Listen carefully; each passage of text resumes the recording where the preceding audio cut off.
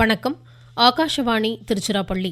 மாநில செய்திகள் வாசிப்பவர் பானுமதி ஸ்ரீனிவாசன். தலைப்புச் செய்திகள். தமிழகத்தில் வரும் 23ஆம் தேதி நடைபெறும் வாக்குப்பதிவிற்கான தேர்தல் களம் விறுவிறுப்படைந்துள்ளது. பிஜேபி மூத்த தலைவரும் பிரதமருமான திரு நரேந்திர மோடி சென்னையில் இன்று கட்சி நிர்வாகிகளுடன் தேர்தல் தொடர்பாக முக்கிய ஆலோசனை மேற்கொண்டார். தமிழக மீனவர்களின் நலனுக்கான பல்வேறு திட்டங்கள் செயல்படுத்தப்பட்டு வருவதாக திமுக தலைவர் திரு மு க ஸ்டாலின் தெரிவித்துள்ளார். உலகளாவிய போட்டி சூழலில் வேகமாக வளரும் தொழில்நுட்ப வளர்ச்சி உள்ளிட்டவை சவாலாக திகழ்வதாக மத்திய வெளியுறவுத்துறை அமைச்சர் டாக்டர் எஸ் ஜெய்சங்கர் கூறியுள்ளார்.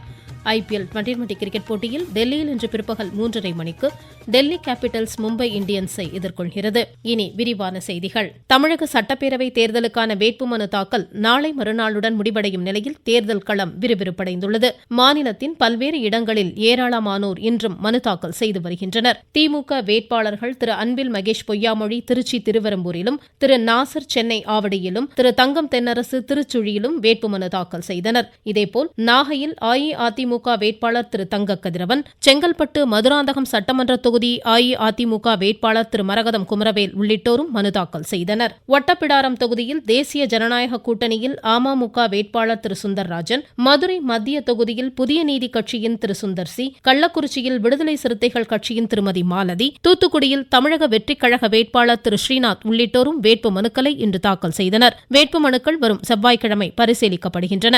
மனுக்களை திரும்பப் பெற வரும் 9ஆம் தேதி கடைசி நாளாகும். இந்நிலையில் அரசியல் கட்சி தலைவர்கள் தேர்தல் பிரச்சாரத்தில் முனைப்புடன் ஈடுபட்டு வருகின்றனர். பிஜேபி மூத்த தலைவரும் பிரதமருமான திரு நரேந்திர மோடி சென்னையில் கட்சி நிர்வாகிகளுடன் இன்று காலை முக்கிய ஆலோசனை மேற்கொண்டார். தேசிய ஜனநாயக கூட்டணி வேட்பாளர்களுக்கு ஆதரவாக தமிழகத்தில் பிரதமர் மேற்கொள்ளவிருக்கும் பிரச்சார பயண திட்டம், பொதுக்கூட்டம் நடைபெறும் இடங்கள் உள்ளிட்டவை குறித்து இதில் விவாதிக்கப்பட்டதாக தெரிகிறது. தமிழக மீனவர்களின் நலனுக்கான பல்வேறு திட்டங்கள் செயல்படுத்தப்பட்டு வருவதாக திமுக தலைவர் திரு மு க ஸ்டாலின் தெரிவித்துள்ளார். நாகர்கோயிலில் இன்று பிரச்சார பொதுக்கூட்டத்தில் உரையாற்றிய அவர், மீன்பிடி தடைக்கால நிவாரணம் 8000 ரூபாயாக உயர்த்தி வழங்கப்பட்டு வருவதை சுட்டிக்காட்டினார். இலங்கை கடற்படையினரால் தமிழக மீனவர்கள் தாக்கப்படுவதை தடுக்க மத்திய அரசு நடவடிக்கை எடுக்கவில்லை என்றும் அவர் குறிப்பிட்டார்.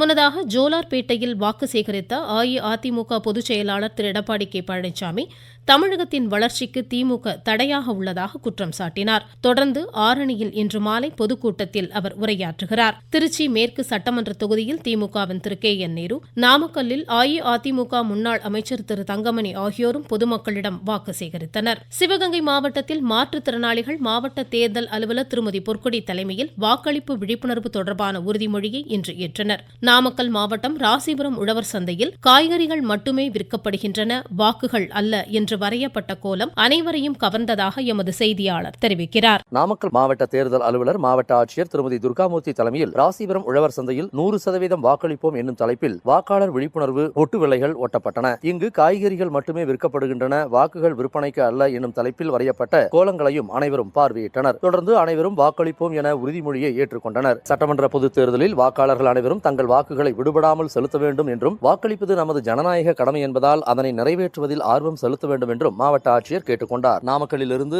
எஸ் கண்ணன். திருச்சி மாவட்டத்தில் 100% வாக்களிப்பை வலியுறுத்தும் இருசக்கர வாகன பேரணியை தேர்தல் நடத்தும் உதவி அலுவலர் திரு பாலாஜி தொடங்கி வைத்தார். மயிலாடுதுறை பூம்புகாரில் தேர்தல் அலுவலர்கள் படகில் சென்று வாக்களிப்பு விழிப்புணர்வு பிரச்சாரத்தில் ஈடுபட்டதாக எமது செய்தியாளர் தெரிவிக்கிறார். மயிலாடுதுறை மாவட்டம் பூம்புகார் கடற்கரையில் பூம்புகார் தொகுதி தேர்தல் பொது பார்வையாளர், காவல்துறை பார்வையாளர், மாவட்ட ஆட்சியர், மாவட்ட காவல் கண்காணிப்பாளர் ஆகியோர் படகில் சென்று தேர்தல் விழிப்புணர்வு பிரச்சாரத்தில் ஈடுபட்டனர். விழிப்புணர்வு கையெழுத்து இயக்கத்தை தொடங்கி வைத்து சுற்றுலா அனுமதி சீட்டுகளில் விழிப்புணர்வு வாசகங்களை அச்சிட்டு வழங்கி தேர்தல் லட்சணையை திறந்து வைத்தனர். பூம்புகார் மீன்பிடி துறைமுகத்தில் இருந்து அதிகாரிகளே படகில் கடலுக்குள் சென்று மீனவ வாக்காளர்களிடையே வாக்குரிமையின் அவசியத்தை எடுத்துரைத்தனர். மயிலாடுதுறையிலிருந்து மணிகண்டன் குருமூர்த்தி.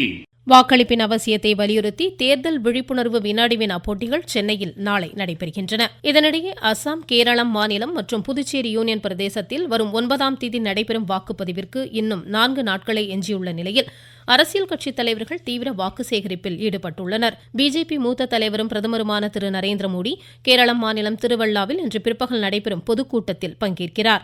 தொடர்ந்து திருவனந்தபுரம் கிள்ளிப்பாலத்தில் சாலை பேரணியில் கலந்து கொள்ளும் அவர் தேசிய ஜனநாயக கூட்டணி வேட்பாளர்களுக்கு ஆதரவாக வாக்கு சேகரிக்கிறார். ஐக்கிய ஜனநாயக முன்னணி கட்சி வேட்பாளர்களுக்கு ஆதரவாக காங்கிரஸ் மூத்த தலைவர் திரு ராகுல் காந்தி ஆலப்புழா, கொச்சி உள்ளிட்ட இடங்களில் இன்று பிரச்சாரம் மேற்கொள்கிறார். புதுச்சேரி யூனியன் பிரதேசத்தில் தமிழக வெற்றிக் கழக தலைவர் திரு ஜோசப் விஜய் தட்டாஞ்சாவடி, தவளக்குப்பம் ஆகிய இடங்களில் இன்று பிரச்சாரம் மேற்கொண்டார். அரியலூர் மாவட்ட ஆட்சித்தலைவர் அலுவலகத்தில் அமைக்கப்பட்டுள்ள தேர்தல் கட்டுப்பாட்டு அறையில் ஜெயங்கொண்டம் தொகுதி தேர்தல் பொது பார்வையாளர் திரு கைலாஷ் வாங்கடே இன்று நேரில் ஆய்வு மேற்கொண்டார். நீங்கள் கேட்டுக்கொண்டிருப்பது ஆகாஷவாணியின் மாநில செய்தி அறிக்கை.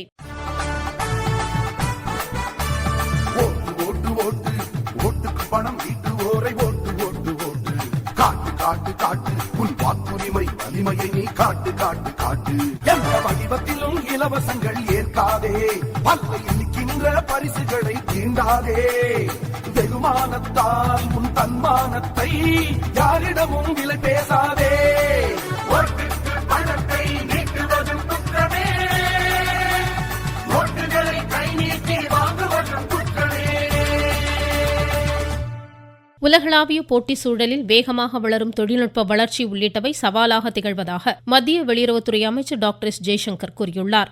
ராய்ப்பூரில் இந்திய மேலாண்மை கல்விக் கழகத்தின் 15வது பட்டமளிப்பு விழாவில் இன்று உரையாற்றிய அவர், இதனை அடுத்து தோன்றியுள்ள மாற்றங்களுக்கு ஏற்ப தங்களை நிலைநிறுத்திக் கொள்ள பல்வேறு சமூகங்கள் போராடி வருவதாக கூறினார். உலகளாவிய போட்டி நிறைந்த சூழலில் தொழில்நுட்பம், எரிசக்தி, ராணுவத்திறன், இணைப்புகள், வள ஆதாரங்களின் வளர்ச்சி சவாலாக உள்ளதாகவும் சுட்டிக்காட்டினார். இத்தகைய சூழலில் இந்த சவால்களை எதிர்கொண்டு தத்தம் நடவடிக்கைகளை பரவலாக்கும் முயற்சிகளை பல்வேறு நாடுகளும் தொழில் நிறுவனங்களும் மேற்கொண்டுள்ளதாக அமைச்சர் குறிப்பிட்டார். இந்நடவடிக்கைகள் தற்போதைய சூழலுக்கு மிக அவசியமானது என்றும் அவர் எடுத்துரைத்தார். நாட்டில் போதிய அளவு நிலக்கரி கையிருப்பில் உள்ளதாக இந்திய நிலக்கரி கழக தலைவர் திரு சாய்ராம் தெரிவித்துள்ளார். அகில இந்திய வானொலிக்கு அவர் அளித்த பேட்டியில், மேற்காசிய நிலவரத்தை கருத்தில் கொண்டு நாட்டின் எரிசக்தி தேவையை பூர்த்தி செய்வதற்கான நடவடிக்கைகளை இக்கழகம் மேற்கொண்டு வருவதாக கூறினார். ஹார்முஸ் நீரிணையை கடந்து கிரீன் சான்வி எல்பிஜி கப்பல் இந்தியா புறப்பட்டுள்ளது. இதையடுத்து மேற்காசிய போர் சூழலில் 7வது எரிபொருள் கப்பல் இந்தியா வருவது குறிப்பிடத்தக்கது. வெயிலின் தாக்கம் அதிகரித்து வரும் நிலையில் உதகையில் இன்று காலை 1 மணி நேரத்திற்கும் மேலாக பெய்த திடீர் மழையால் விவசாயிகள், பொதுமக்கள் மகிழ்ச்சி அடைந்துள்ளதாக எமது செய்தியாளர் தெரிவிக்கிறார்.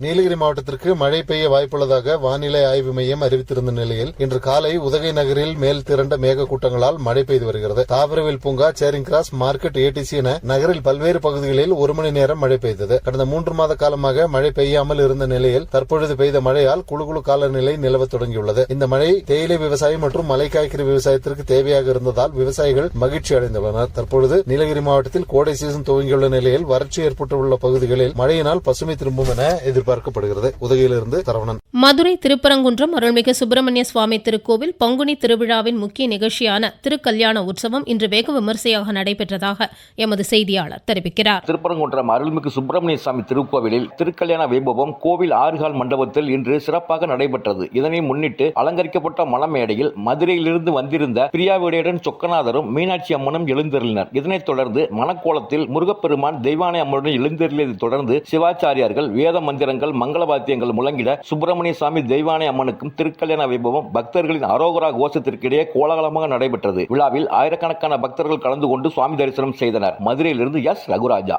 மரத்வாடா முதல் தென் தமிழகம் வரை உள் கர்நாடகா வழியாக காற்றழுத்த தாழ்வு பாதை நிலவுவதால் கோவை மாவட்ட மலைப்பகுதிகள் மற்றும் நீலகிரி, தேனி மாவட்டங்களின் ஓரிரு இடங்களில் இன்று கனமழை பெய்யக்கூடும் என சென்னை வானிலை ஆய்வு மையம் தெரிவித்துள்ளது. IPL 2020 கிரிக்கெட் போட்டியில் டெல்லியில் இன்று பிற்பகல் 3:30 மணிக்கு டெல்லி கேபிட்டல்ஸ் மும்பை இந்தியன்ஸை எதிர்கொள்கிறது. அகமதாபாத்தில் இரவு 7:30 மணிக்கு நடைபெறும் மற்றொரு ஆட்டத்தில் குஜராத் டைட்டன்ஸ் ராஜஸ்தான் ராயல்ஸுடன் மோதுகிறது. புள்ளிகள் பட்டியலில் பஞ்சாப் கிங்ஸ் 4 புள்ளிகளுடன் முதலிடத்திலும், Rajasthan Royals, Royal Challengers Bengaluru அணிகள் தலா 2 புள்ளிகளுடன் 2, 3வது இடங்களிலும் உள்ளன. மீண்டும் தலைப்புச் செய்திகள். தமிழகத்தில் வரும் 23ஆம் தேதி நடைபெறும் வாக்குப்பதிவிற்கான தேர்தல் களம் விறுவிறுப்படைந்துள்ளது. பிஜேபி மூத்த தலைவரும் பிரதமருமான திரு நரேந்திர மோடி சென்னையில் இன்று கட்சி நிர்வாகிகளுடன் தேர்தல் தொடர்பான முக்கிய ஆலோசனை மேற்கொண்டார்.